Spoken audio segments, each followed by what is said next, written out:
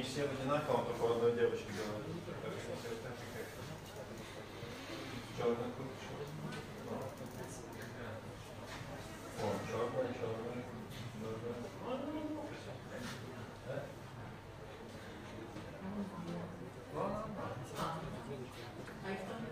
И они вообще за воротами дома стоят.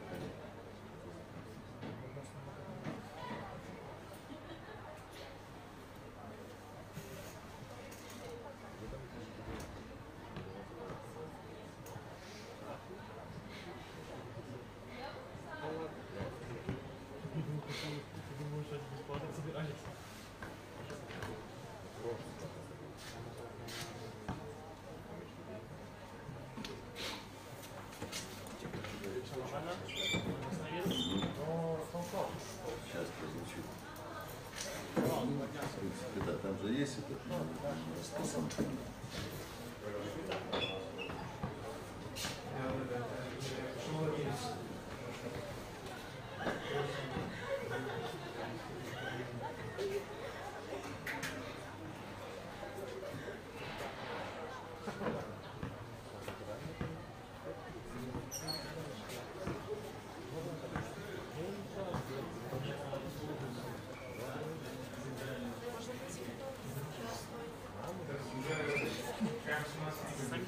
Очень горит желание. К сожалению, мы возраст не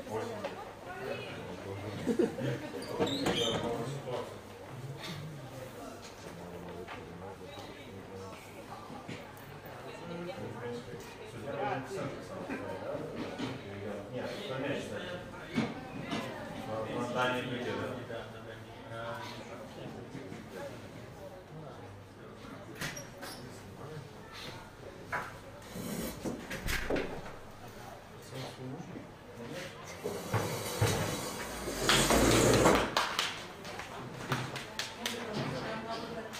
Идут?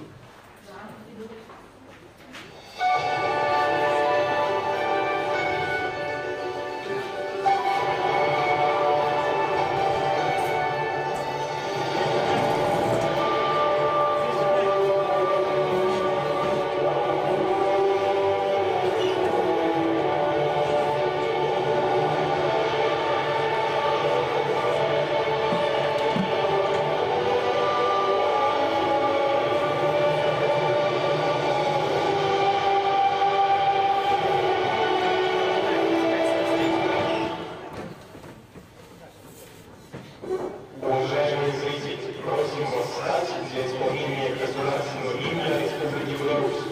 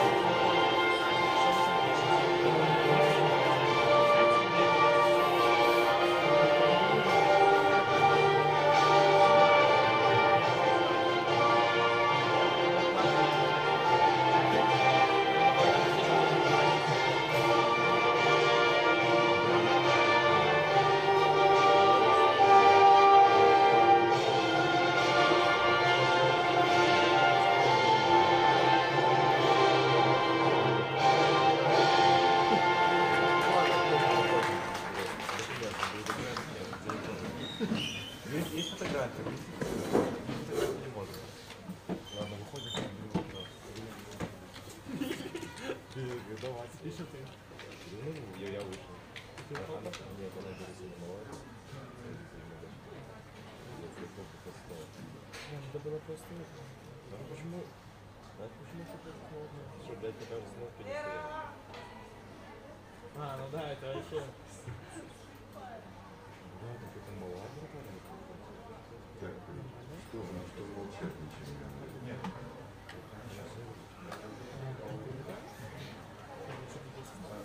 Сейчас.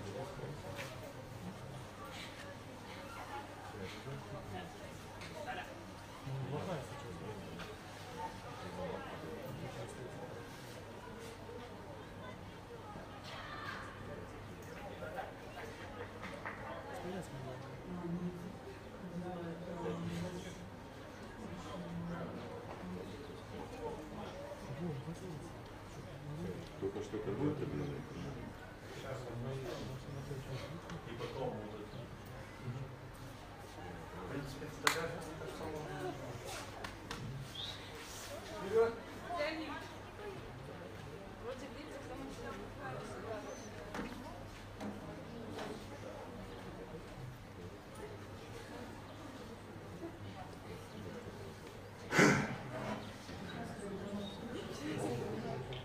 Вчера, на 65-м году жизни, скончался судейский инспектор Ассоциации Белорусской Федерации футбола Николай Киреев.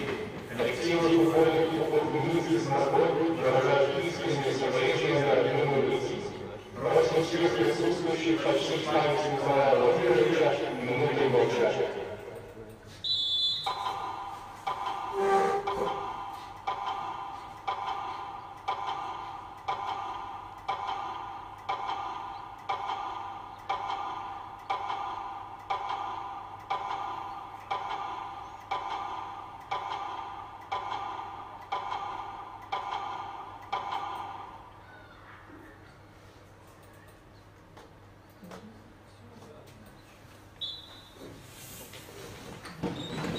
Что ж, добрый вечер, дорогие болельщики и любители футбола. Я, Владислав Франкевич, приветствую вас в матче 6-го тура женской высшей лиги, где сегодня сразятся Сморгонь и женский футбольный клуб Минск.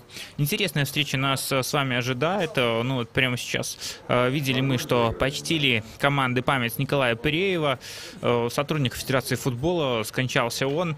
Но я думаю, что сегодня в любом случае каждый настроен на результативную игру, несмотря ни на что.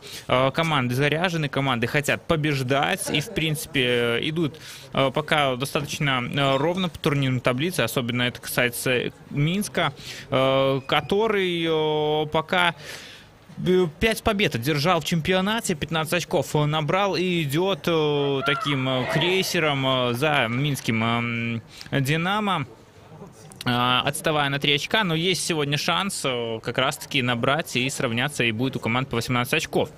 Это лидеры турнирной таблицы. Что касается Сморгони, здесь чуть-чуть иная ситуация. Начала команда неплохо, ну и вот 7 очков в активе имеет, 6-е место.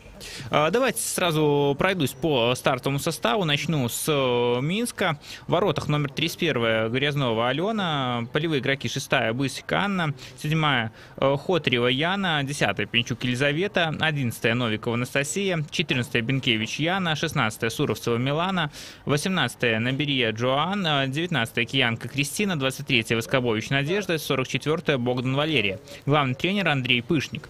У Сморгони сегодня следующий стартовый состав. В воротах номер 1 Брилева Марьяна, полевые игроки 5-я Лобко Елизавета, 6-я Банарь Кристина, 7-я Сидорчук Анастасия, 10-я Беленькая Анастасия, 11-я Дубин Юлия, 14-я Карачун София, 20-я Радивилович Наталья, 21-я Кенда Татьяна, 23-я Фомченко Татьяна, 97-я Титкова Виктория и главный тренер Вышитка Яна. Да, прозвучал стартовый свисток, и, конечно же, натиск от Минска сразу мы видим. Я думаю, что сегодня такую важную встречу действительно должна обслуживать сильная бригада арбитров, и есть такие у нас. Главный судья Есман Евгений и его помощники Наливайка Анна, Слуцкая Алина и Иванов Виталий. И видим мы уже на первой минуте угловой удар у ворот Сморгони возникает. Посмотрим, как выстоят сейчас девчонки. Этот натиск, идет подача. Пока справляется вратарь Сморгони с этой угрозой. Но действительно, Минск попытается играть первым номером. И очередной заброс ни к чему хорошему для Минска он не приводит команду. Да, опять же, видим мы, что играют девчонки на поле футбольного клуба Минск, но несмотря на это Сморгонь является хозяйкой сегодняшней встречи. Посмотрим сейчас, как на сей раз уже будет атаковать Сморгонь. Брилева с мячом. Конечно, первое время, да еще только такая раскачка чемпионата, можно смело говорить, идет. Сморгонь действительно заряжена на попадание в тройку, и я уверен, что борьба будет идти за это до последнего тура, несмотря ни на что. Хорошая команда получается, и я думаю, что сыгранность — это дело времени всего лишь. До этого команда тоже провела неплохие матчи. Однако вот последний проиграла с крупным счетом Сморгонь в гостях у Динамо со счетом 9-0. До этого Бобручанка боролась упорно и заработала тоже там целый балл в борьбе с Сморгонью. Поделили очки команды. Но и до этого был повержен Гомель. И как раз таки еще одна хорошая команда Динамо Брест. Почему хорошая? Потому что, честно говорю, что в начале, именно в стартовых турах, команды приблизительно все равны, поскольку еще нет такого наигрыша, который бы хотелось бы видеть. Следовательно, шансы есть у всех. Минск сейчас в атаке находится. Богдан. Берие направо переводит, но хорошо защита справляется. Конечно, иметь вот 18 номера в своей команде у Андрея Пышника — это достаточно очень и очень классная идея, поскольку практически весь центр на Берие может закрыть, а здесь неплохая передача в разрез, но загорается флажок. Положение вне игры фиксирует помощник судьи. Минск, кстати, тоже на коне. Последний матч выиграл у себя дома Днепр-Могилев со счетом 4-0. До этого было повержено Дюшполес-ГУ 0-15 в разгром, да еще какой. Ну и до этого тоже матчи с Зоркой 1-0 и с командой АБФФ 1-5. Да, действительно, я думаю, что привыкли мы, что Минск забивает достаточно много голов. И вот, исходя из последних матчей, видно, что прибавляет столичная команда. Разыгрывается потихоньку. И, несмотря на все на это, как раз-таки в турнирной таблице в плане бомбардиров выигрывает игрок из команды Андрея Пышникова, Милана Суровцева. Уже 8 мячей имеет она в своем активе. Вот и Грязнова тоже вступает в игру. Выносит подальше этот мяч. Но пока вот чувствуется, что пытаются чуть-чуть футболистки Сморгони тоже идти в прессинг. И вместе с тем пытаются, наверное, и минчанки вытянуть на свою половину поля соперниц. И уже там на скорости нападающим разобраться с защитниками, сделав передачу вперед. Хорошая передача на левый фланг.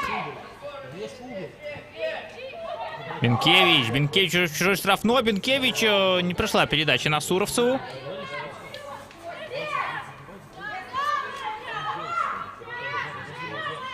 Аут.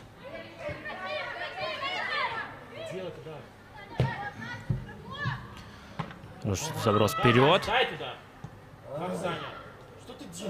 И смотрите, как классно сейчас Восковович сыграла. Делает она подачу в чужую штрафную, но там на выходе Перелева забирает мяч в руки.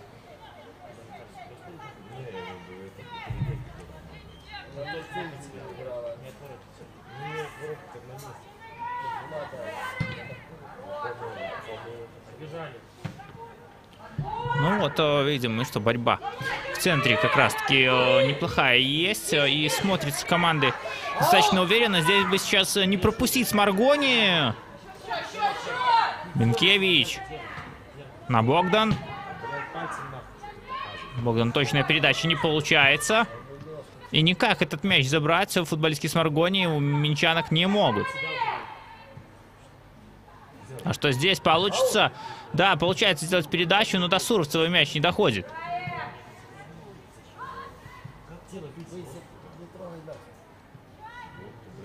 Вновь пытаются темп за темпом таким только минчанки набирают и как будто бы пытаются внести этот мяч в ворота. Возможно, стоило бы пробить где-то из-за пределов штрафной. Во всяком случае, мастеров хватает. Киянка. Передача вроде бы, казалось, не прошла, но все равно минчанки владеют инициативой. Богдан уже в чужой штрафной и угловой удар.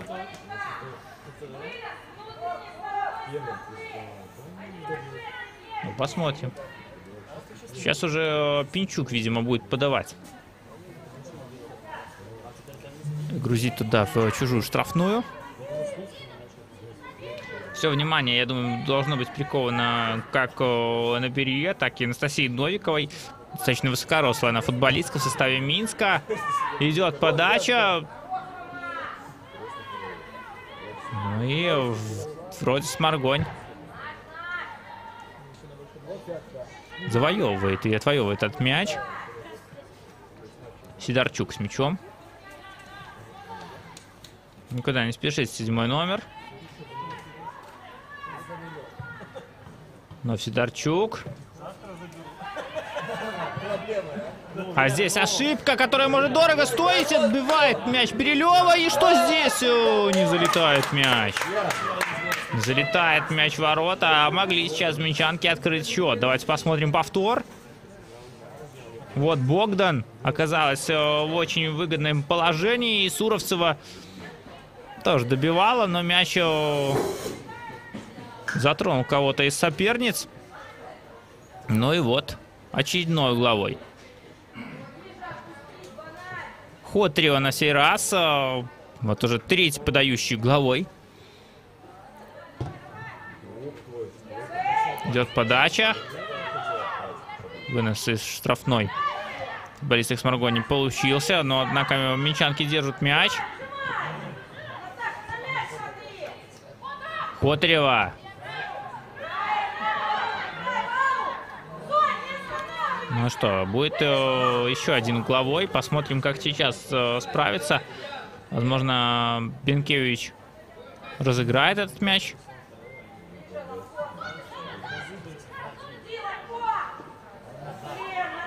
Хотрева.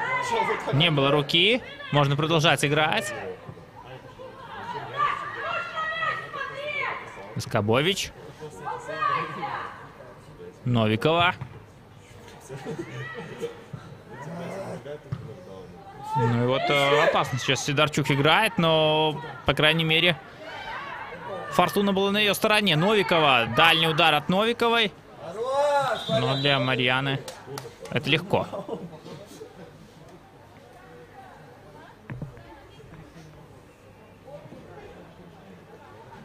Ну да, тяжело пока. Смотрим мы уже 10 минут матч. А так вот поворотом Алены Грязновой ни разу не увидели, чтобы наносился хотя бы удар, либо был около ворот опасный момент.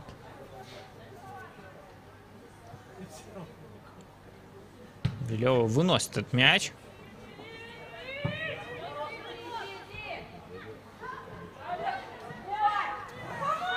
Ну что, Суровцева неплохо. Хотрева. Падает Хотрева. Но мяч сохраняет. Вот что значит опыт. Вынос. Киянка.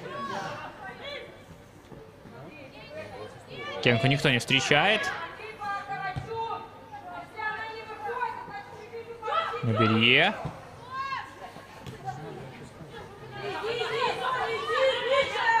Суровцева. На Берие. Хороший заброс вперед. Отлично. И что тут? Не было ли нарушения? Все в порядке. Ну, посмотрите, где оказалась Надежда Воскобович. Яна Бенкевич подвигает к угловому флажку. Ну вот тоже видим мы, что очень интересное сейчас положение у Сморгони. Не дать, наверное, забить этот быстрый мяч и попробовать где-то на контратаках словить соперниц. Идет подача. Ну и вот мяч вновь вылетает за пределы поля.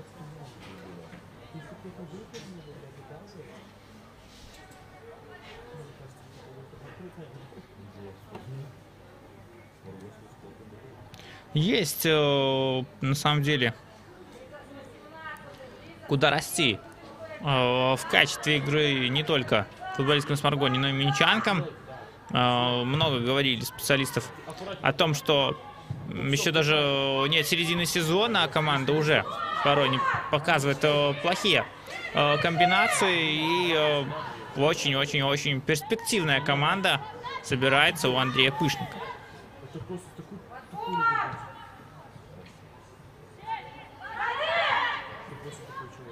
Ну вот опять же, да, что говорить. Даже сейчас вот есть неплохой состав на поле. Здесь браво, говорим мы, защитницы Сморгонии. Пинчук на Наберье.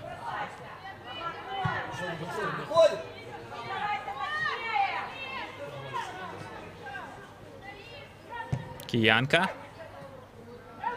Суровцева поборолась. И что здесь? Суровцева решать нужно. Ай, браво, говорим мы. Браво, говорим мы защитникам. Но и Суровцева-то какая. Ва, хороша. Богдан. Пинчук. Наберье.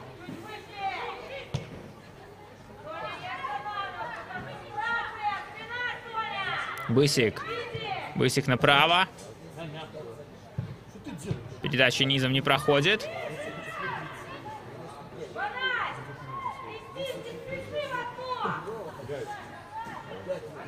Ну и вот, Бысик будет выбрасывать мяч из аута. Была рука у Хотаревой. Дает судья свисток. Ну пока как раз таки вот не видно практически этих нарушений. И это даже очень-очень хорошо.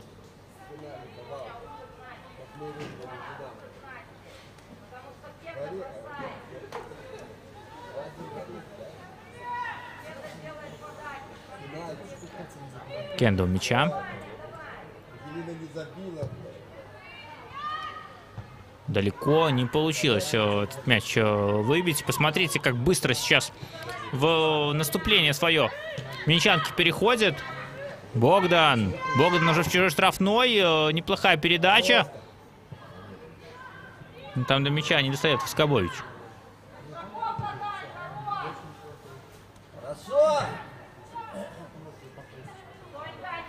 Воскобович вставляет мяч для Анны Бысик. Держи рядом Дубень. Кенда. Грамотно подставляет ножку, не дает Елизавете Пинчук ее обыграть.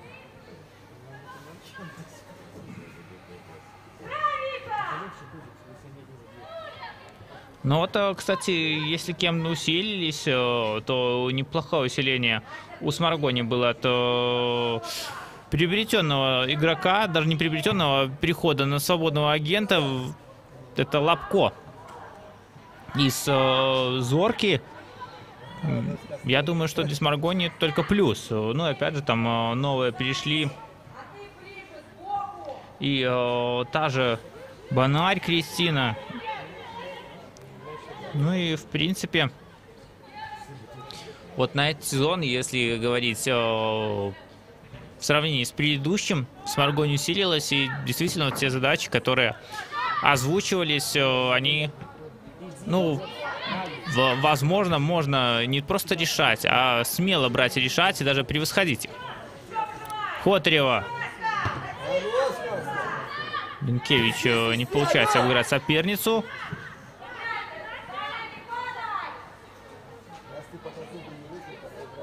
Новикова.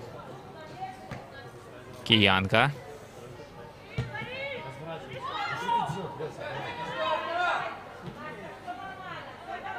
Ну, Киянка с мячом. Но вот чуть-чуть Произошла такая некоторая ротация среди игроков Минска, это заметно. Но опять же, это такая постоянная практика. Я думаю, что не только у Андрея Пышника, но еще одной из команд «Динамо Буковка» нашего чемпионата. Смена позиций, особенно если это касается фланговых игроков. Ну и Хотрева идет подавать. Ну, это, я считаю, классное приобретение из московского «Локомотива». Эта футболистка пришла в Минск и сразу же влилась в стартовый состав. Принимала даже участие она в матче за Суперкубок, где минчанки, к сожалению, проиграли. Но, в принципе, сильное усиление.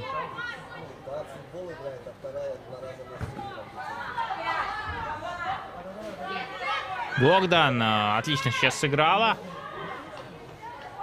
Ну и классно, если бы сейчас у Яны Бенкевич получилось обыграть защитницу.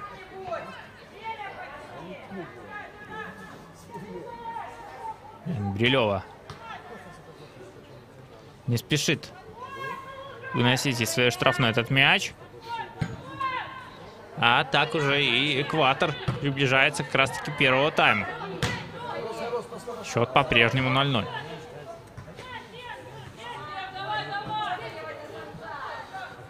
Это упорная борьба. Пока, в принципе, есть силы у футболисток.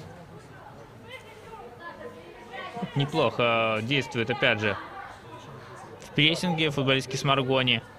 По крайней мере, не просто где-то показывают, но и на самом деле дают понять минчанкам, что в случае чего перехвати мяч.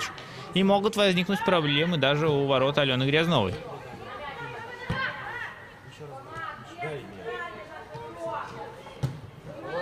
Хороший отбор. Здесь Лапко, Новикова. Ну, Лапкова сейчас обозначила. Киянка вперед. На вынос играет футболистка Сморгони.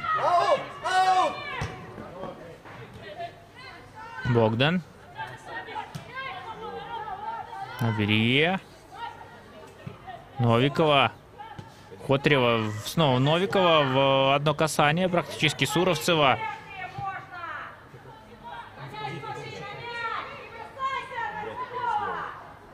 Неплохо. Слышно, как Яна Вышитка подсказывает своим подопечным. А что тут Суровцева? Посмотрите, что она делает.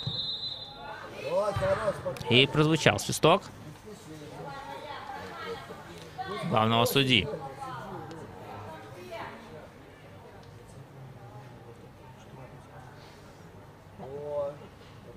Показывает нам повтор. Ну да, показалось, что как раз таки коснулся там мяч.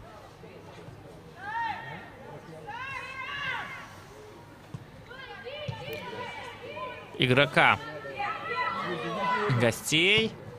Убивает Брилева мяч.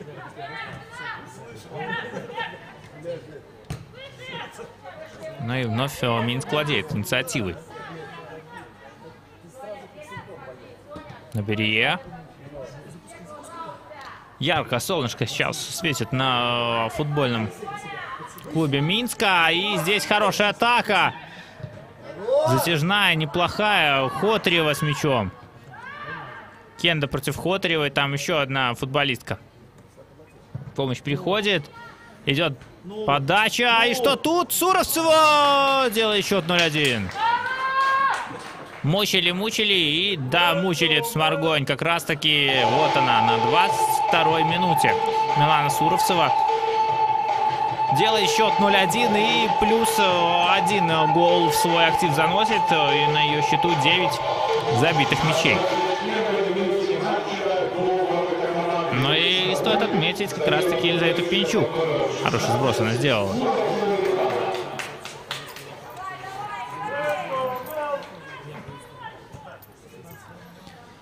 Ну, чем ответит Сморгонь? Самое главное, ответит ли? Ну и где-то этот мяч должен раскрепостить футболистов Минска, мне кажется, в первую очередь.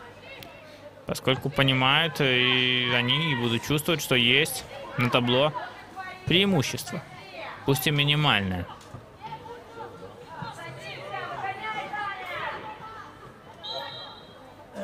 Было нарушение здесь. На газоне Лобко это оказалось.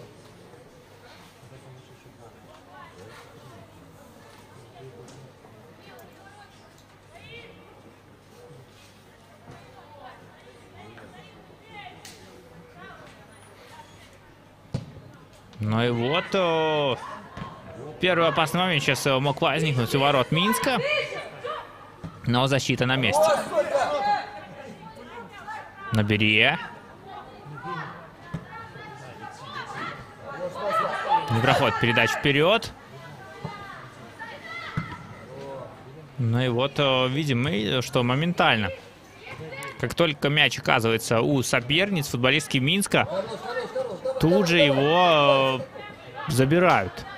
Не дают даже момента или шанса какого-то сыграть в 3, а то даже и в 2 передачи. Но опять же, это говорит об уровне, это говорит о классе. И большой, самое главное, проделанной работе главного тренера. Богдан с мячом. Хотарева. Ну, здесь поаккуратнее нужно играть. Беленькой Анастасии. Пока не самая лучшая игра за сегодня. Ну и вновь Марьяна Берилева будет выносить этот мяч.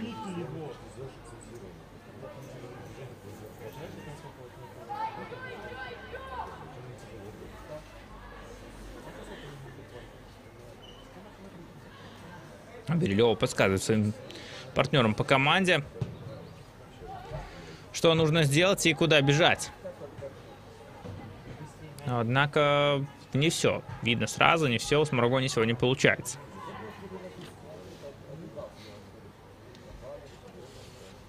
В принципе, вот когда играли эти команды, а всего было 3 встречи у них между собой, ну, Минск всегда одерживал победу, причем с хорошим крупным счетом. Последняя победа датируется 16 октября, тогда Минск выиграл со счетом 4-0. Ну и до этого Сморгонь проиграла 1-6, и самая первая встреча была со счетом 6-0. Минск тоже выиграл. Поэтому Сморгони даже забить сегодня уже будет хорошо. Но я уверен, что задача стоит совершенно другая. Даже не на ничью сыграть. Но и впереди у нас еще есть достаточно времени. В первую очередь есть у футболисток Сморгони для того, чтобы изменить ход матча.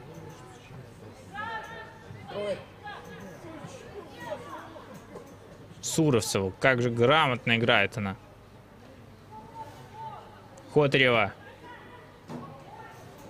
Хотарева делает подачу. Неплохую, но на месте защитницы команды хозяев. На Берия. Новикова.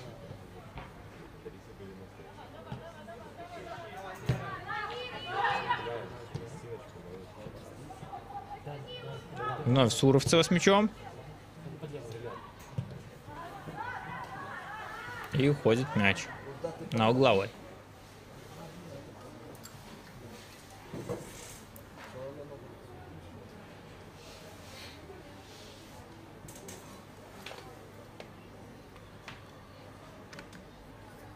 Кстати, вот опять же, касательно разницы забитых и пропущенных мячей, у Сморгони сейчас 0, 14 пропущенных и 14 забитых, а вот у Минска 29 забитых и 1 пропущенный мяч. Я думаю, что это показатель. Это показатель того, насколько команда слаженно играет в оборонительных действиях, что пока Только один мяч пропустили минчанки. Ошибка! Ну, вот так вот обмениваются любезностями сейчас футболистки Суровцева. Не получилось пройти вперед, а здесь, да, неудачное столкновение было. На газоне сразу двое игроков. И подзывают для Татьяны Кенды медбригаду. Там, по всей видимости, с Анной Бысик она столкнулась.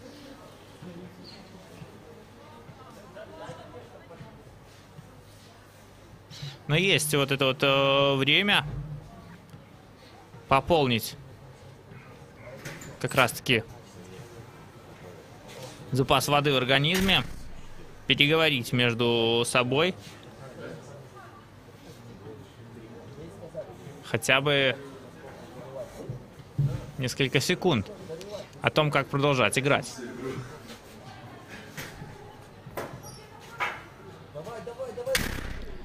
Оказывает помощь капитану, но в принципе будем надеяться, что Татьяна Кенда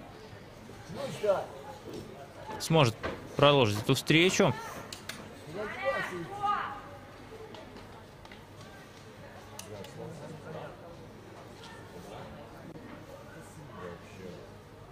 Ну а тем временем уже практически полчаса мы с вами смотрим этот матч.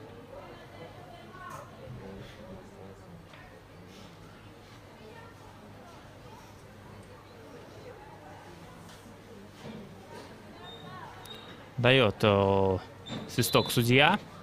Можно продолжать играть.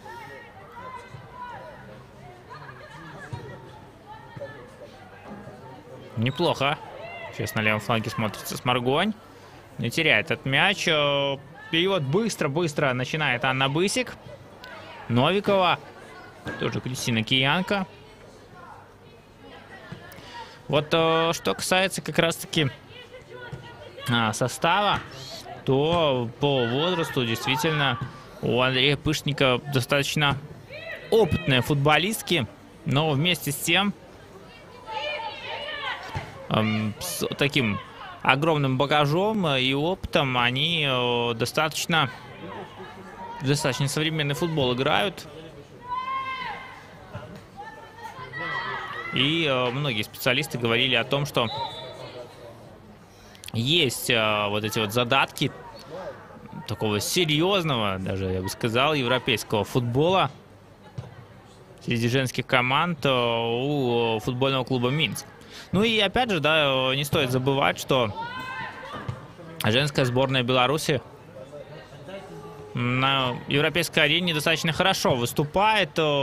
Понятно, что есть не только победы, но в принципе уровень футбола, уровень игры всегда высокий и позволяет бороться с самыми хорошими и лучшими командами планеты.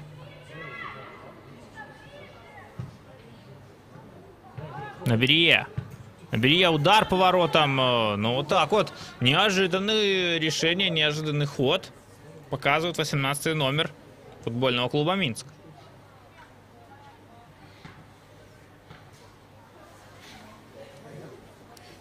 Берилева с мячом.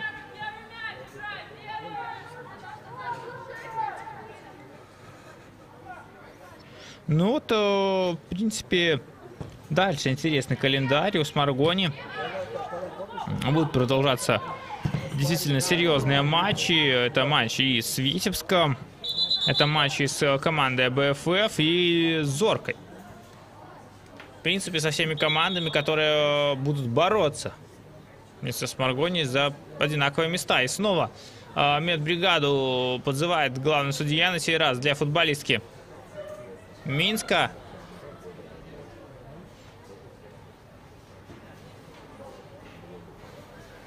Больно сейчас, насколько я вижу, Милане Суровцевой. Ну вот здесь действительно серьезная потеря.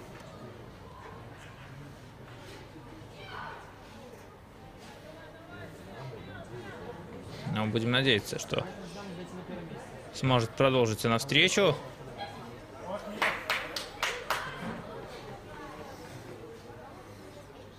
поскольку, ну, наверное, такой заводатор атаки, всех атакующих действий.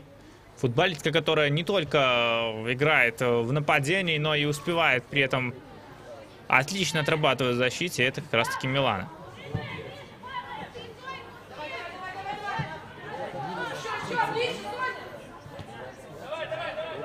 Богдан делает неплохую передачу. Минкевич. Пинчук пытался пробить, но не получилось. Киянка вперед. Отдай мяч.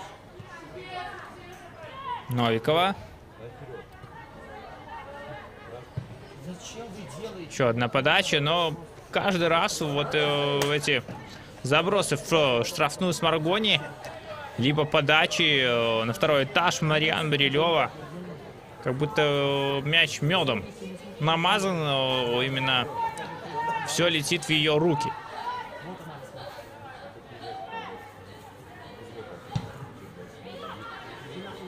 Да, вынос.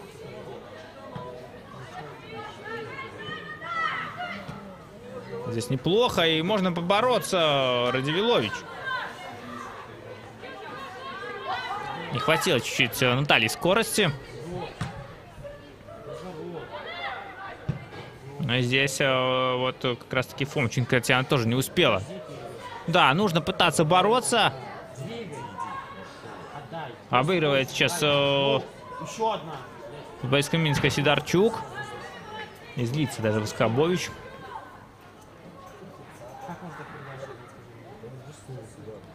Марьяна Брилева. Вновь не спеша, посматривая на табло, понимает, что вот эти вот 10 минут стоять было бы неплохо. А там, глядишь, Яна Вышитка что-нибудь в качестве главного тренера, да и подскажет футболисткам с Маргони.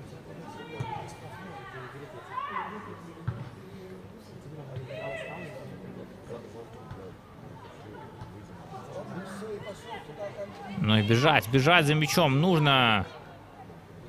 Ну вот как будто бы сейчас футболистки с Маргони на 5-й передаче играют, а футболистки Минска вот где-то между 1-й и 2-й. Движения хотелось бы, чтобы с Маргони были чуть-чуть побыстрее, повеселее.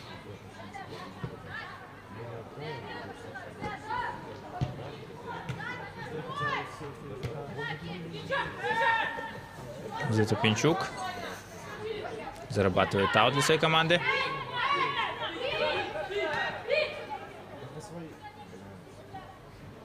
Богдан. Тут Суровцева.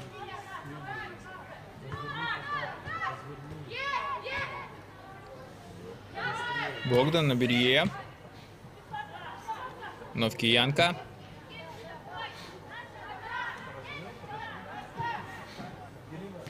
Киянка с мячом. По всей ширине поля играют футболистки Минска, и это неплохо выглядит. Но очень долго сегодня как-то возится с мячом Яна Бенкевич. Хотелось бы, чтобы пораньше она с ним расставалась. Ну вот, если посмотреть на скамейку запасных, с Маргони есть Игруша, Глущенко и Болотянова. Очень мало игроков в запасе.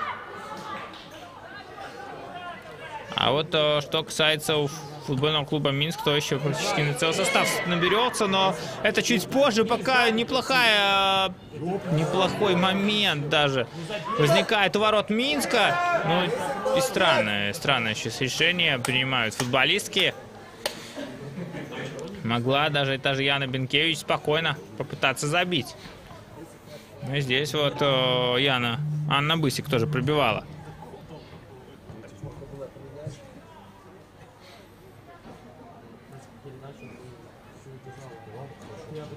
Брилева с мячом.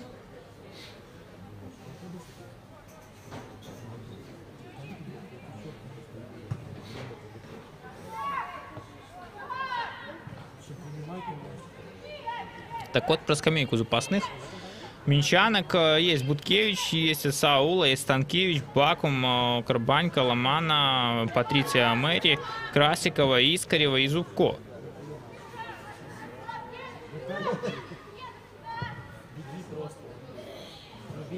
Суровцева, цепляться за мяч нужно, но браво, говорим мы сейчас.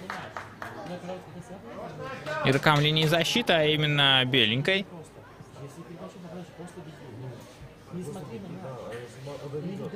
И вот Яна Хотрева подбегает к угловому флажку.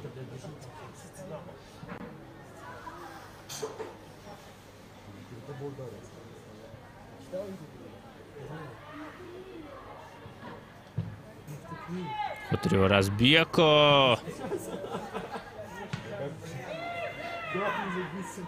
Сморгонь владеет инициативой по левому флангу. Сейчас попытается разогнать свою атаку. Неплохо. Ну, нелепая потеря мяча. А быть может, стоило сыграть сразу в быстрый пас.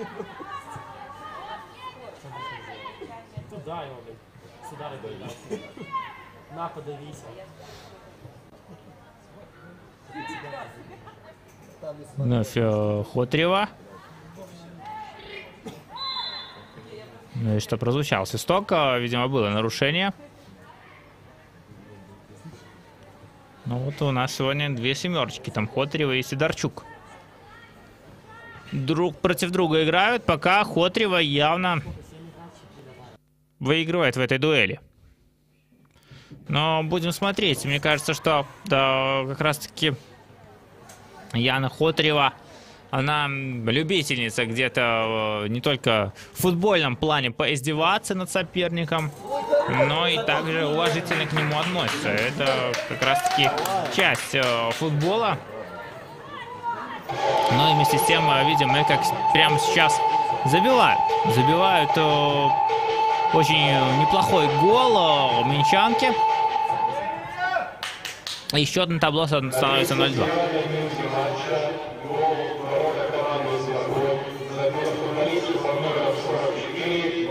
Валерия Богдан забивает этот мяч.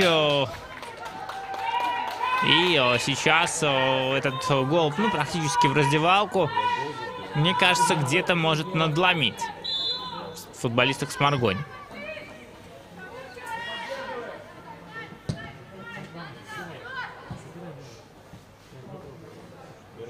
Покидает мяч в пределы поля.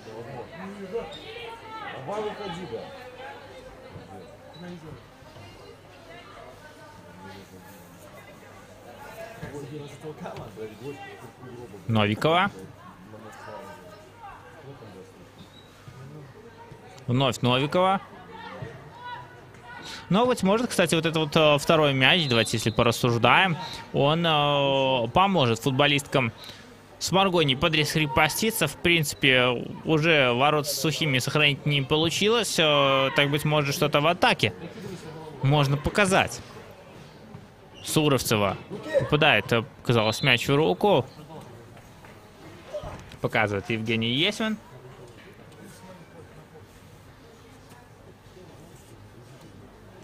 Ну и вот, пусть мы на этой половине поля с вами не видим болельщиков, но если прислушаться, и вот со стороны камеры, где основная трибуна сейчас находится, очень много и разных голосов можно услышать, не только как раз-таки фанатского сектора Сморгони, но в первую очередь болеют за футбольный клуб Минск.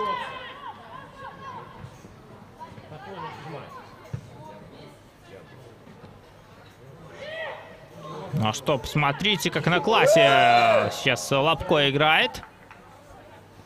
Футболисты Сморгони тоже на самом деле умеют. Просто приспосабливаются вот они не так быстро, не так умело, но давайте будем честны. Клуб только-только практически зародился. И я думаю, что еще успеют и эти игроки, и другие, которые придут в состав этой команды, набраться не только опыта, но и медалей и наград. Во всяком случае, есть куда расти. А здесь мяч покидает пределы поля. Богдан, тут Киянка. Выносит мяч Кенда.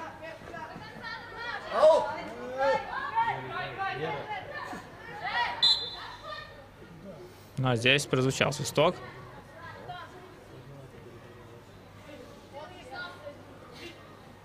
Задержали футболистки Сморгони соперница. Вновь Киянка. Бенкевич. Ну, долго Бенкевич как-то с мячом возится сегодня. Я думаю, что, конечно же, это неплохо. Но быстрее мяча ничего не бывает. Поэтому обыграла одну-двух соперниц. И можно чуть побыстрее тогда действовать дальше. Звучит свисток в пользу Сморгони.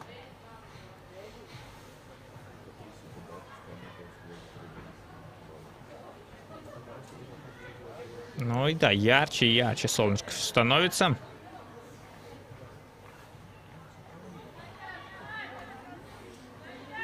Это, конечно же, только радует.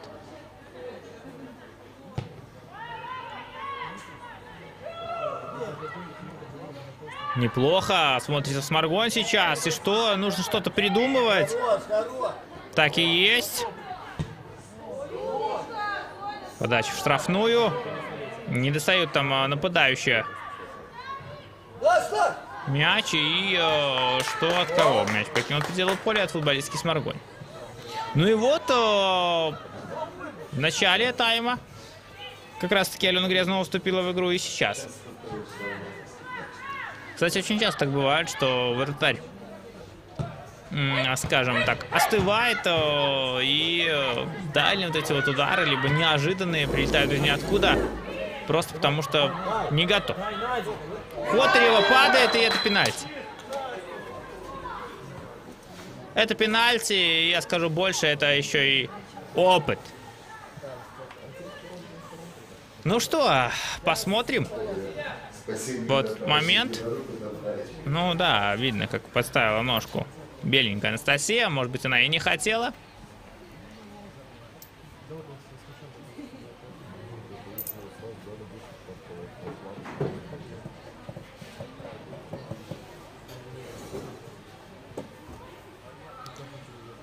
Ну что ж, есть шанс. Есть шанс у футболистов Сморгони не пропустить.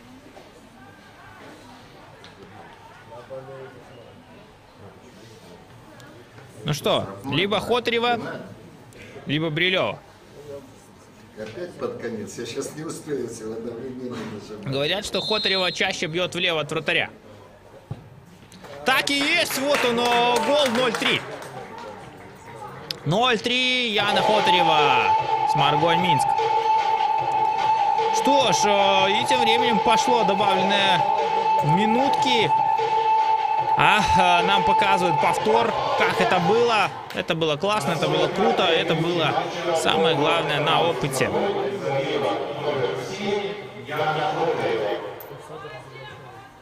Ну что ж, футболистам Сморгони отчаиваться явно не нужно. Моменты будут. Я уверен, если не в этом, так во втором тайме. Самое главное не расстраиваться.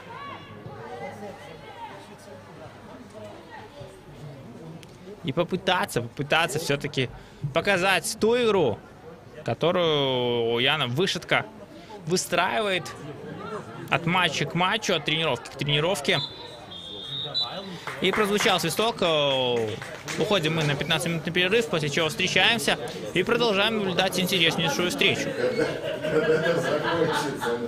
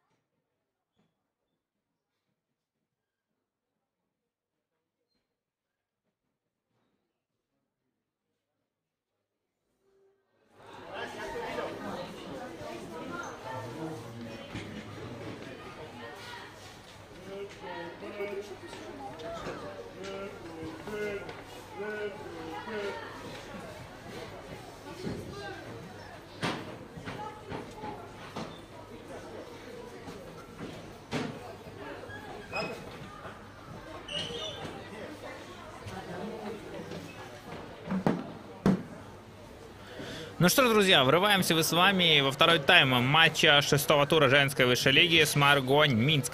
0-3. Именно так закончилась первая 45-минутка. Отличные голы забила Валерия Богдан, Милана Суровцева и Яна Хотрева. Ну и раз я уже начал про голы и про составы команд, то давайте тогда и продолжим. У Минска сегодня в воротах номер 31 Грязнова, полевые игроки 6-я Бысик, 7-я Хотрева, 10-я Пинчук, 11-я Новикова, 14-я Пинкевич, 16-я Суровцева, 18-я Наберие, 19-я Киянка, 23-я Воскобович и 44-я Богдан, главный тренер Пышник Андрей. Ну, видели мы, что сейчас последовали замены, будем разбираться чуть позже, кто же вышел на поле свеженький.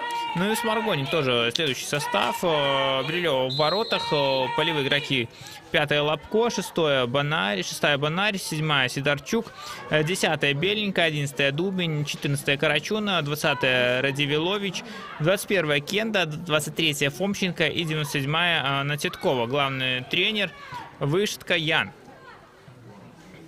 Ну и вот побежали футболисты Сморгони отыгрывать эти 3 пропущенные мяча. Но, быть может, сейчас будет им гораздо проще после разговора с тренером. Ну вот я так понимаю, что вышла на поле легионерка Ломана Патриция Мэри, и сменила она Яну Бинкевич. А Ломана играет под 20-м номером.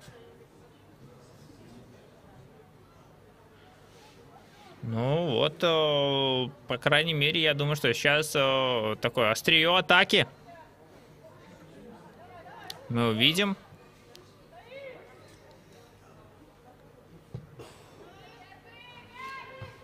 Также появилась на поле Елизавета и Искарева.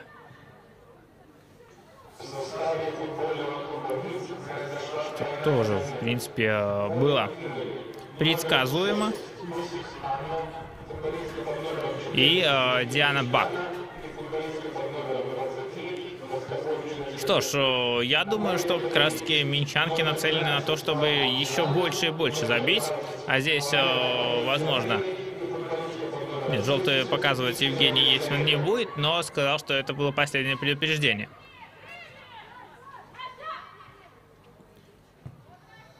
Новикова на Киянку.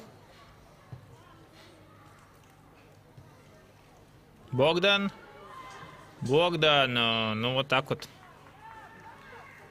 Не получается разогнаться.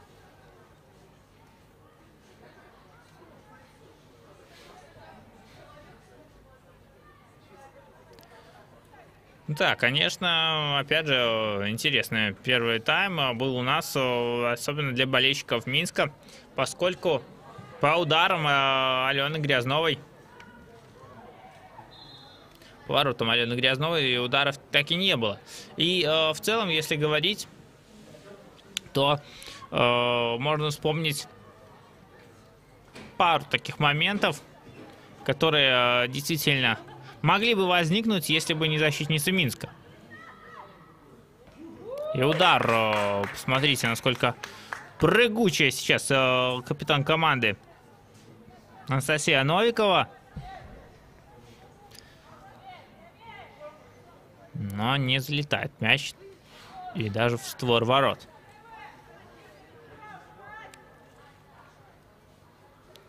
Но вот хочется как раз-таки увидеть в деле Карачун Софию по 14 номерам у Сморгони. На нее, по крайней мере, были все надежды в сегодняшнем матче.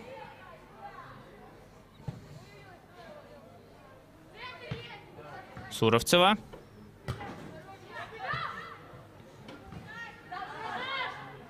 Суровцева не получилось обыграть у нее Сидорчук. И вот, видим, мы поменялось местами. Вновь фланговые игроки у Минска. Хотрева ушла налево. А здесь на газоне Натиткова Виктория. Сидорчук показывает своим партнерам по команде, что, дескать, давайте подальше идите. Идет подача. Но уверенно на выходе Елизавета Пинчук играет.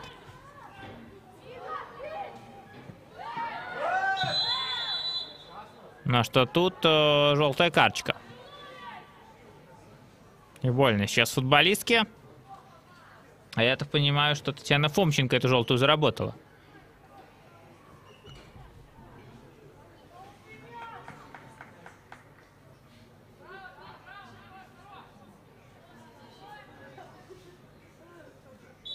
Новикова мяча. Хотарева. Обыгрывает Карачун. Хотарева. На Берие. Удар поворотом выше. Выше перекладины. Мяч летит.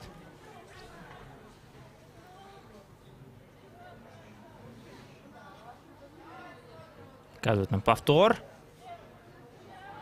Ну вот летит в створ. Не факт, что Марьяна Брилева смогла бы отразить.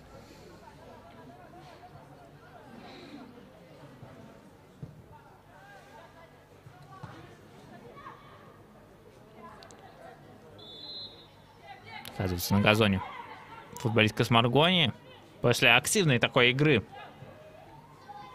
Патритии Мэри.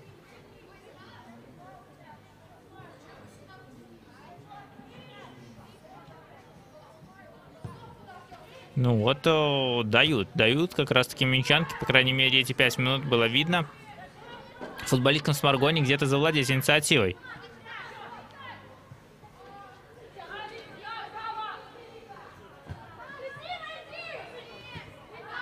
Новикова. Искарева.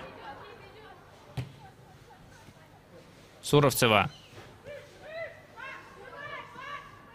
Суровцева неплохо. Хорошо на движении. Чужой штрафной уже Суровцева делает передачу, и мяч покидает пределы поля.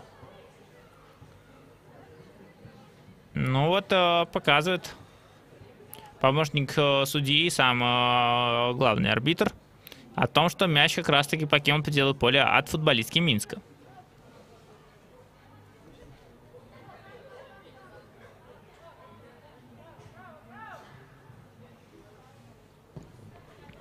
Брилева выносит мяч недалеко от своих ворот.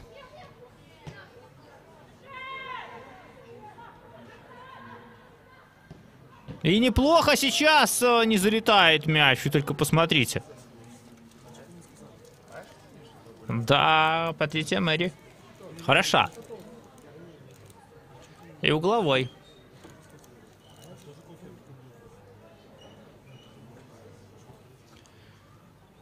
Хотарева пошла подавать.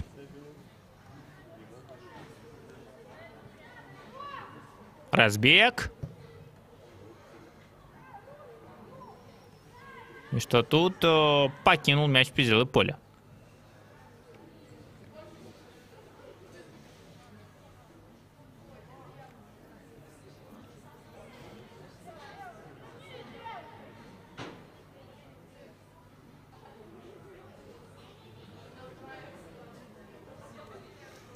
Марьяна Брилева устанавливает мяч. Выносит его и в очередной раз не так уверенно, как это было в первом тайме. Суровцева. И что здесь забивать нужно? Не залетел мяч. Но было близко, вот в который раз. Видим мы, как будто бы действительно сейчас нападение столичной команды стало заметно сильнее, даже по сравнению с предыдущим. Очередная атака, которая, к счастью для Смаргони, не завершилась успехом.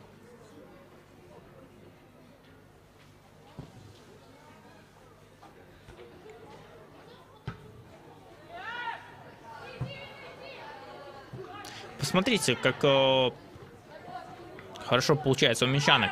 держать оборонительные редуты. Причем постоянно защитницы подключаются к атакам и успевают вернуться. Искарева попросила мяч.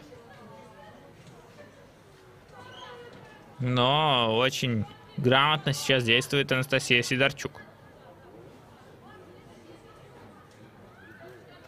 Кстати, Сидорчук перешла из футбольного клуба «Витебск». Неплохо она там себя проявила, но все в сравнении в Сморгоне смотрится достаточно хорошо и уверенно. 7-й номер.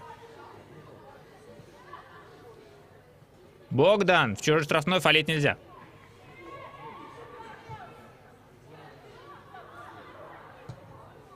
Идет подача. Ну там забегала как раз таки Диана Бакум. В прошлом одна из лучших бомбардирок нашего чемпионата.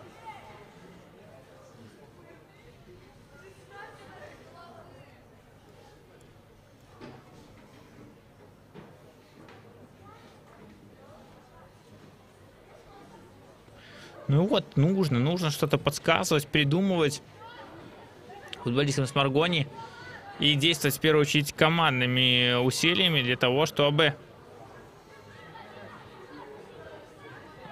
как-то попытаться что-то предпринять. Патриция Мэри уже, казалось бы, разорвала оборону хозяек поля. Но мяч в ворот так и не залетел.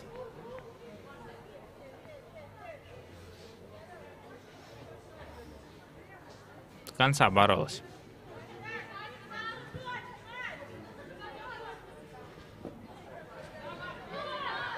Бакум быстро вела этот мяч. Искарева, Суровцева.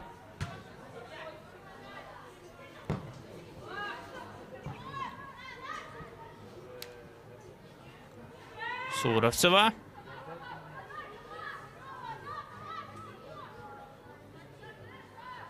Суровцева неплохо. Искарева. Но Суровцева, и там никто за мяч не цепляется. Хатырева даст уйти мячу. Браво, браво, говорим сейчас мы футболисткам Минска. Каждый эпизод, каждый миллиметр поля они забирают.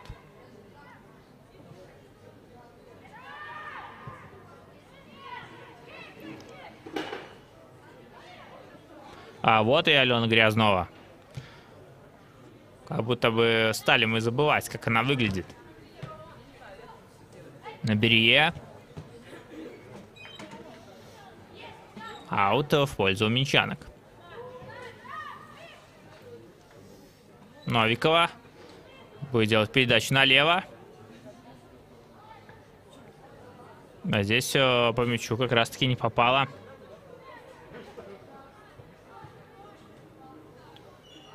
Футболистка Сморгони.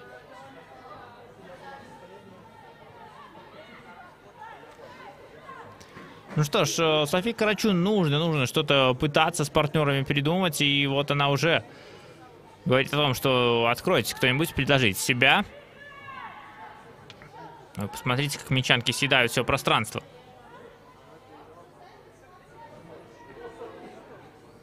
Вот это Пинчук. Вот это уровень. Тетя Мэри забирает мяч. Киянка делает заброс штрафную. Ну и там Бакум пробила в надежде на то, что мяч каким-то чудесным образом залетит в ворота.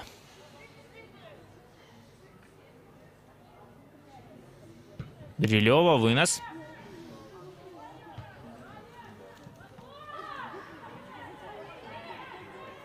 И бежать быстрыми шагами и огромными темпами нужно футболисткам Сморгони. Но вот они как будто бы останавливаются, как будто бы не верят. Либо нет сил, либо нет предложений впереди. А быть может и то, и то.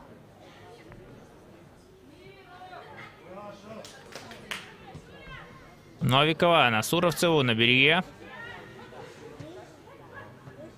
Патрисия Мэри на Суровцеву. Суровцева теряет мяч. Но минчанки владеют инициативой. Но Суровцева.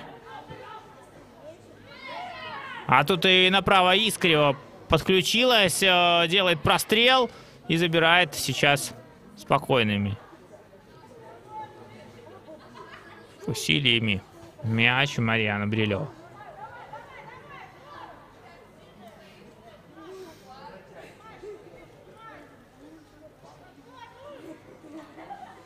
Ну вот так вот смотрим мы с вами уже час эту встречу с Маргонь Минск 0-3. Такой счет.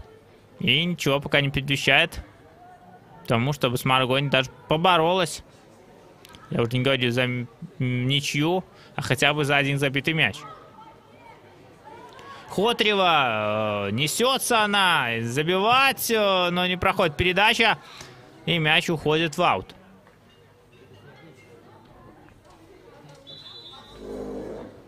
А что, на замен, скорее всего, будет? Да, так и есть. Уходит Пинчук с поля, появляется Зубко. И появится на поле Дарья Рыбанько. Вместо Валерии Богдан.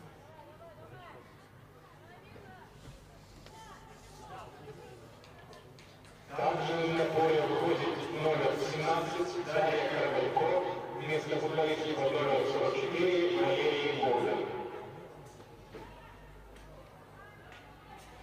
Ну вот, посмотрим, как сейчас футболистки сыграют. Кстати,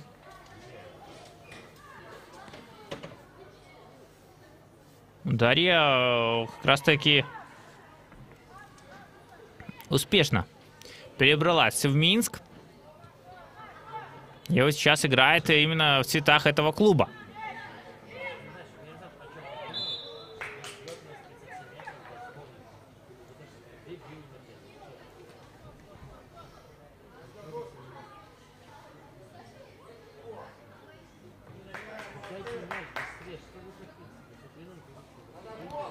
Ну а что здесь футболистки Смаргони? Сейчас владеют инициативой. Как долго это будет? Давайте посмотрим. Пока хватало только на 2 передачи. Титкова. Мяч потерян. На Берие. Тоже ошибается. Девилович с партнером неплохо. Вновь Девилович.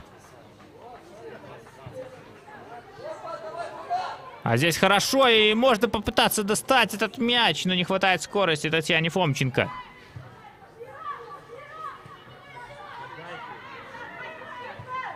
Зубко. Не прошла передача. Новикова. Суровцева. Обыгрывает Сидорчук. Хорошая передача на Новикову. Новикова. Но Новикова не настолько технично, как хотелось бы.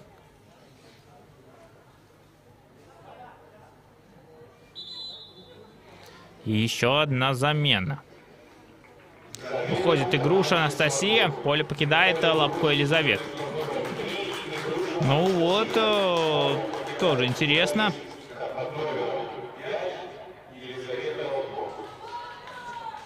Посмотрим. Игруша пришла из Витебска. Это вот как раз-таки буквально после 2 месяцев, как Карабанько Дарья перешла в Минск. Ну, давайте посмотрим, как проявит себя футболистка.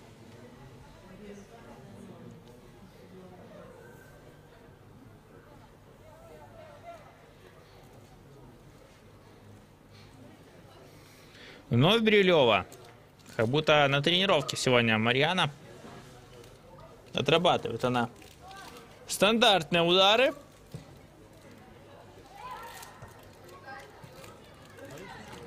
Суровцева.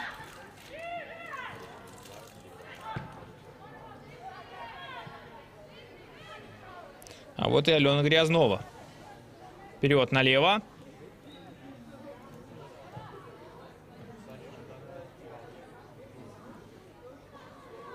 Неплохо, но вот, казалось бы, отбирай мяч сейчас и беги в атаку, но нет, так не делают девушки.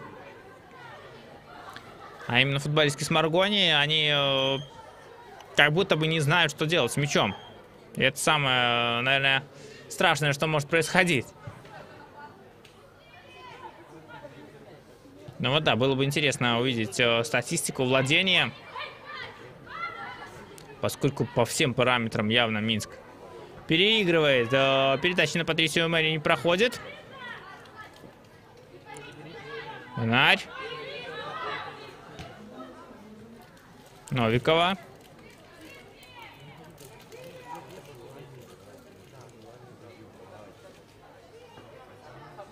Киянка. Смело и спокойно прошла центр поля. Ну что здесь? Свежая в Зубко, которая вышла только-только, спокойно забирает мяч, который потерял.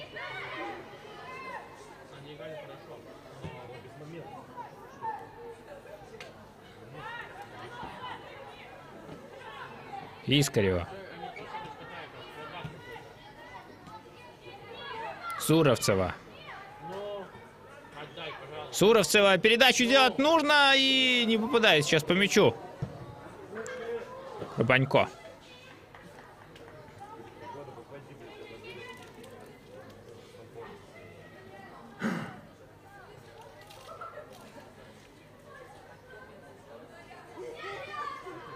Вот очень такой плотной группой сейчас располагаются футболистки с Маргони.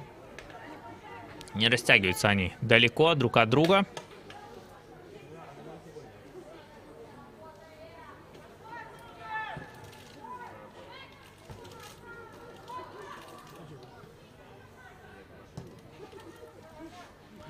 Минчанки владеют инициативой. Киянка.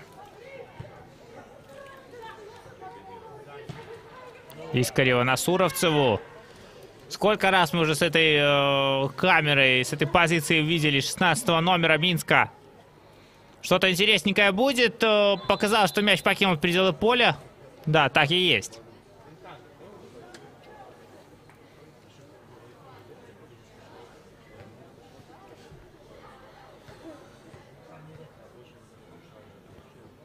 Да, Смаргонь не торопится. Мне кажется, даже если Смаргонь сейчас заторопится и переключится на скорость повыше, у Минска будут контраргументы. И я даже не про те, которые сейчас на табло.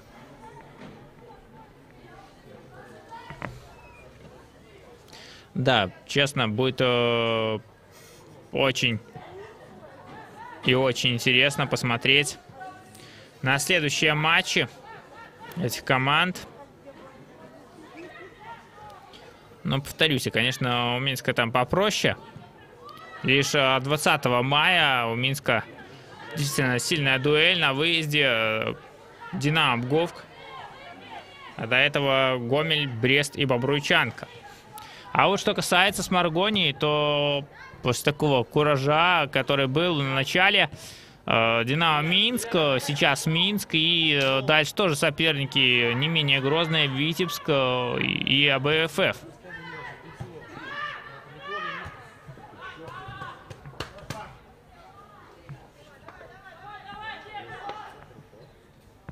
Но вот если смотреть на таблицу прямо сейчас, на таблицу онлайн, то можно заметить, что у Динамо Псковск и у Минска по 18 баллов после 6 сыгранных матчей. Дальше идет Днепр, у которого 12 очков в активе. После Днепра Бобруйчанка с 10 набранными баллами. Ну и чуть-чуть ниже команда БФФ. На 6-й строчке Смаргонь с 7 баллами в активе. И 7-я Зорка. 6 набранных баллов. Ну вот Зорка как раз таки может еще в следующих матчах побороться и обойти. Но футбольный клуб Смаргонь.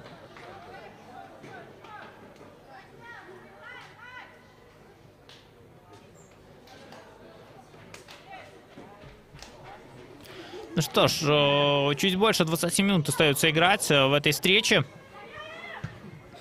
Не знаю, как вы, а мне кажется, что есть еще силы на то, чтобы минчанки смогли забить, ну, либо чтобы мы увидели гол в исполнении Сморгони.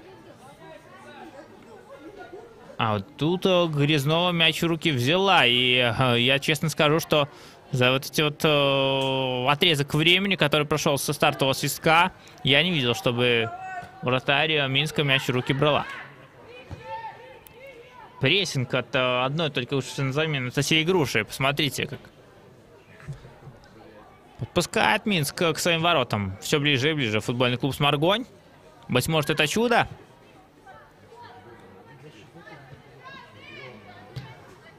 А быть может, это совпадение. Суровцева, конечно же, успеет за мячом.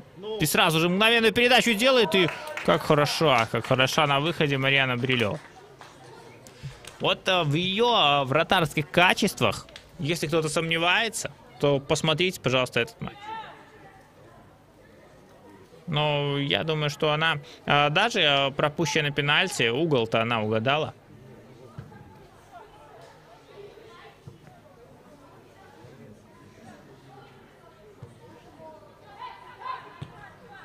Бакум.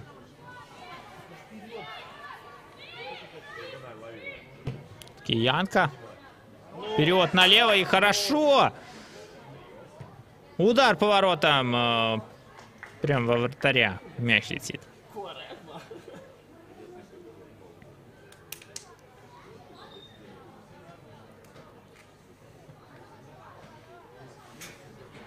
Ну и что, тут не торопится Брилева никуда.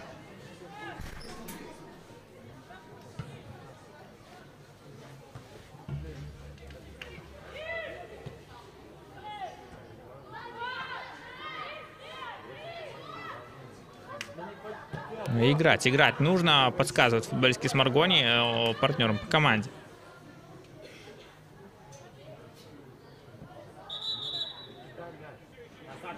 Показывает сейчас Есман Евгений, откуда надо вводить мяч в игру.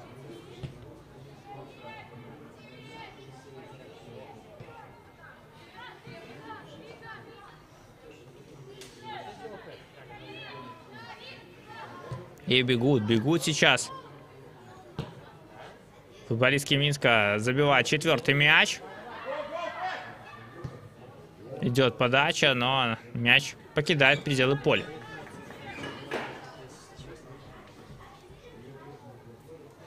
Ну вот вновь появилось солнышко на поле. Быть может, это как-то поможет.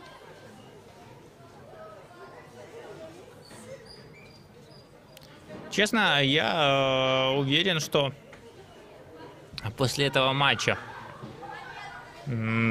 Сморгонь явно окрепчает, поскольку сделает, ну, работу над ошибками. И самое главное, вот этот матч перед этим с Динамо Гувк, теперь с Минском, самыми грозными соперниками. И дальше, конечно же, можно будет делать выводы какие-то, быть может, перенимать истории из этих матчей на свой лад, поскольку потенциал у команды действительно огромный. Его нужно использовать, самое главное. Рыбанько. Направо тут Суровцева. Еще не устала Милана. Патриция Мэри. Не получается мяч забрать.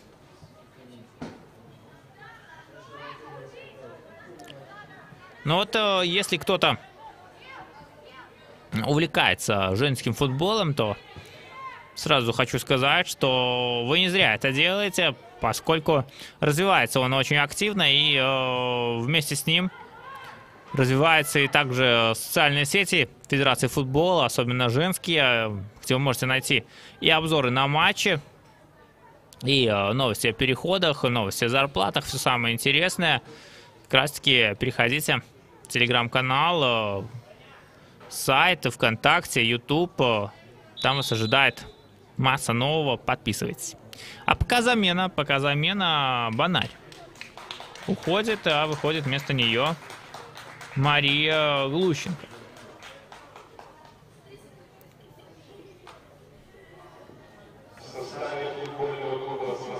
Ну, посмотрим, как сейчас проявит себя 43-й номер.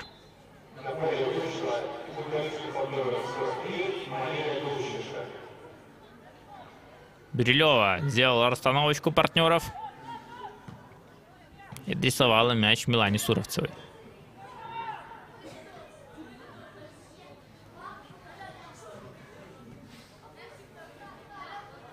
Бакум. Центр передача. Вот его какие подкаты выдает. Но мяч не сохраняет. И Сморгонь бежать вперед нужно. Долговато принимают решение сейчас футболистки. Замешкались. Фомченко. Здесь было нарушение на ней. Но получилось так свалить у Искаревой.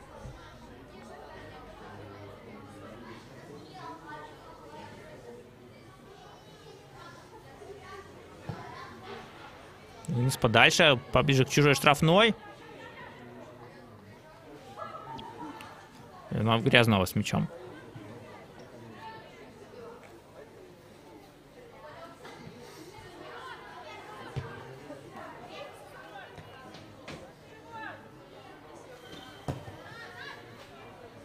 Передача вперед на Суровцеву. Но, конечно, Сидорчук играет отменно.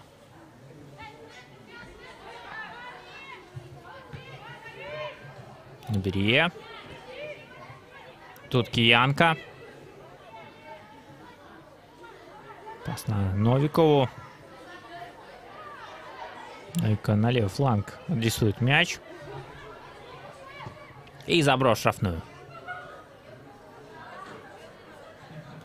Марьяна Брилева на месте.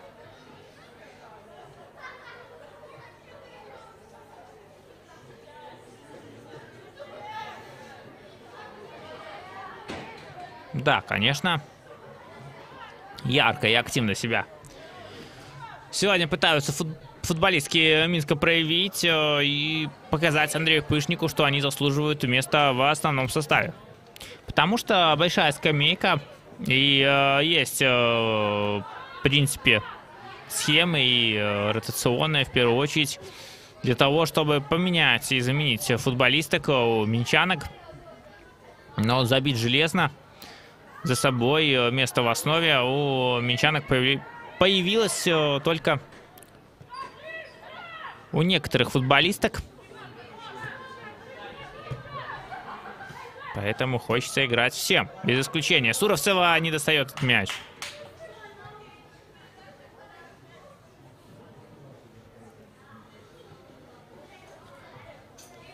Сидорчук.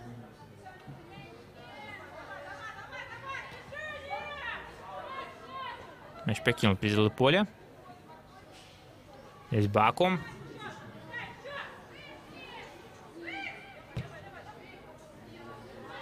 Киянка на Грязнову. Новикова.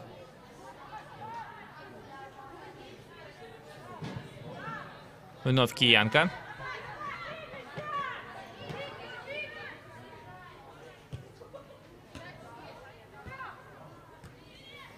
Киянка с мячом. Новикова. Пытается показать прессинг Мария Глущенко и уходит в оборонительное действие.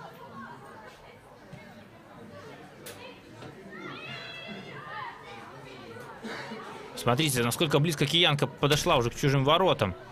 И что тут мяч не покидает пределы поля. Вот сейчас, да. И больно попал мяч в ногу сейчас.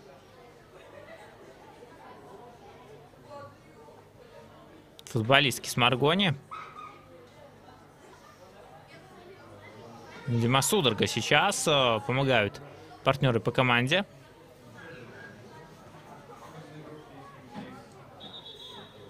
И подзывает Евгений Есман.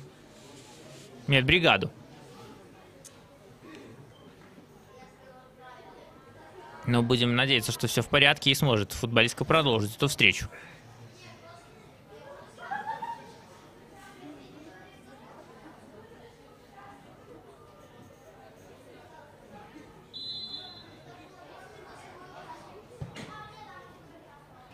Идет подача. Не справляется сейчас футболистки Минска. Для того, чтобы достать этот мяч на втором этаже.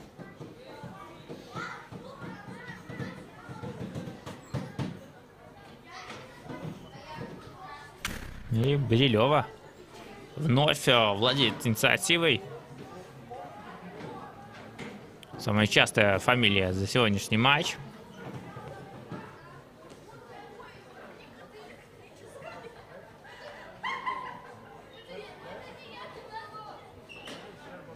Брилева на сей раз уже не показывает, куда нужно становиться ее партнером по команде. Суровцева, тут Сидорчук.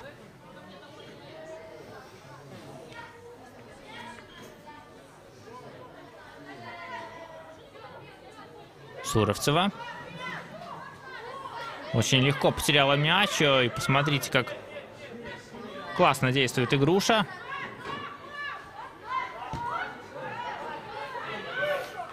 Киянка. Новикова. Вновь Киянка.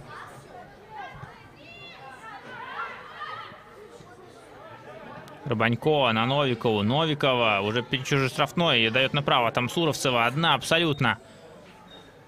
Суровцева слишком высоко этот мяч адресовывает. И Хотрева. И Скорева. Неплохая передача. И что здесь до конца боролась, казалось бы. Рыбанько. И мяч уходит на угловой. Зубко побежала подавать. Да, слышим мы, что требует мяч сейчас болельщики. Это болельщики Минска в первую очередь. Зубко навес. И кидает мяч в пределы поля. Даже никто до него не сумел найти подход.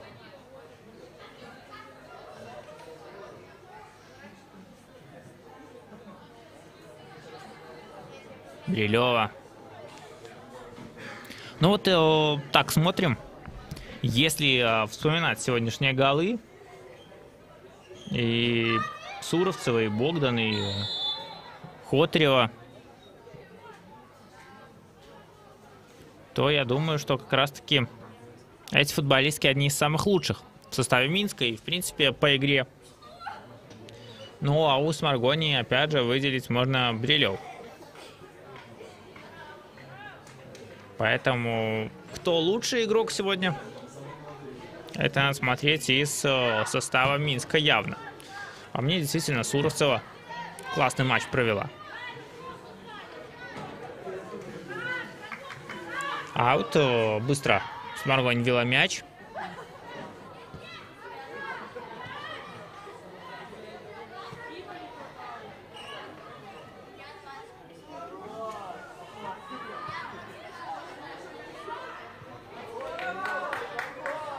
Ну, а здесь отбор Минск провел и очень неплохой. Передача в центр не прошла. Ну и нарушение правил.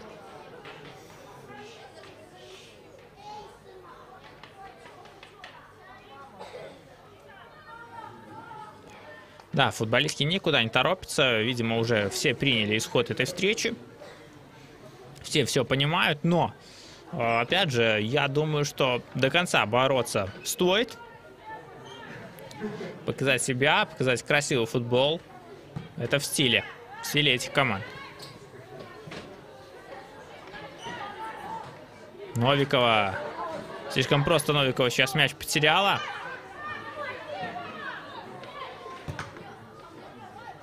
Дедкова.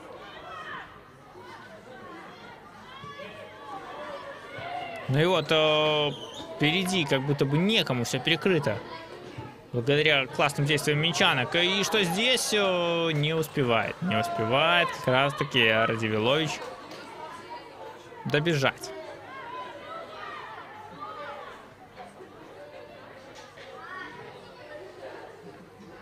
Грязнова отдала партнеру.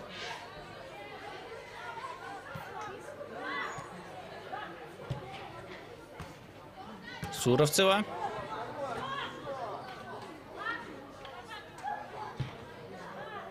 Бакум и Киянка. Вновь вот в очередной раз поменялись местами футболистки. И не только защитной линии, но и линии полузащиты. Видим, и даже Новикова все чаще и чаще оказывается перед чужой штрафной.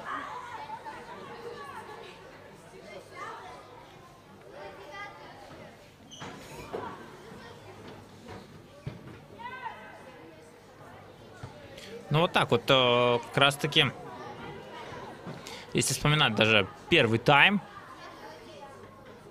то по моментам второй значительно переигрывает первый, однако забитых мячей пока нет. Но время есть. Время есть, чуть меньше 5 минут основного. Явно, что судья добавит минутки 2-3. Но, быть может, я ошибаюсь. Хотя были паузы. И их нужно как-то покрыть.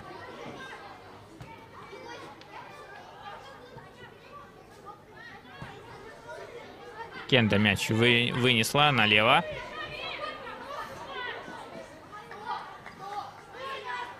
Ну и на Титковой Виктории трудно бороться.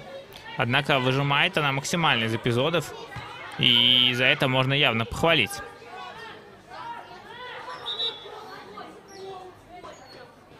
Груша здесь сохраняет мяч. Здесь ошибка, поторопилась Сидорчук. И фол. Ну вот так вот уже долгое время как раз таки мы смотрим, как минчанки не могут обратно вернуть себе мяч, а для них в этом матче это слишком странно и слишком сложно.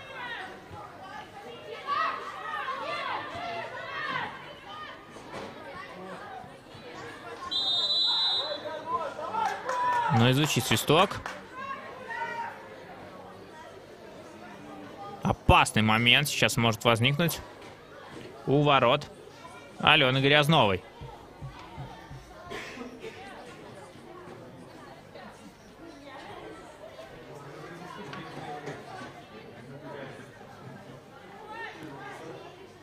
У мяча Юлия Дубень. Это шанс. Это шанс для Сморгони что-то сделать. А стандартное положение эта команда очень любит. Идет подача, и вот так вот Грязнова Алена на выходе хорошо сыграла. А минчанки мяч сейчас сохранили.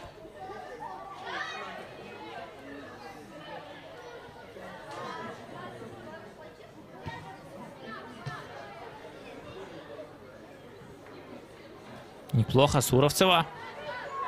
Суровцева отдавать нужно. Чуть задержалась она с передачей.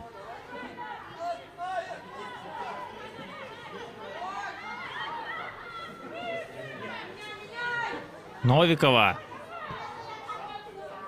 Отдает налево. И удар поворотом выше перекладины мяч летит. Ну и вот-вот будет стартовать уже. Последняя минута. Да, честно интересно, сколько добавит главный судья.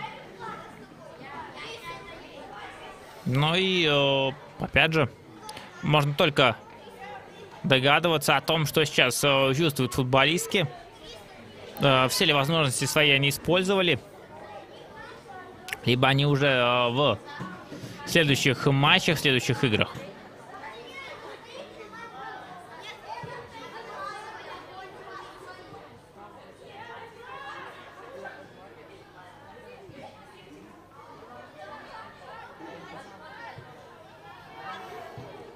Киянка неплохо действует. Вновь Киянка. Налево. Там Зубко. Мяч в аут уходить не будет. Мягкий заброс и даже удар по воротам. Но на месте Марьяна Брилева.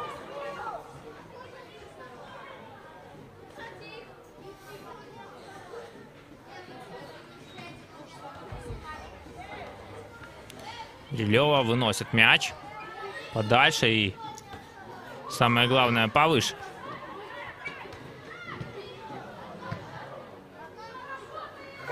Суровцева. И в аут мяч отправляет сейчас Фомченко Татьяна. А тем временем 1 минута всего лишь добавлена к основному времени. Новикова забивает гол. 0-4.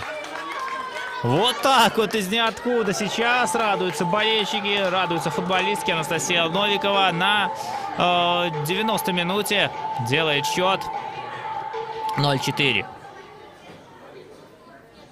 Да, конечно, это точка, это тушите свет, это называйте как хотите, но гол получился достаточно крутым и непредсказуемым. Все как в женском футболе, все как мы любим.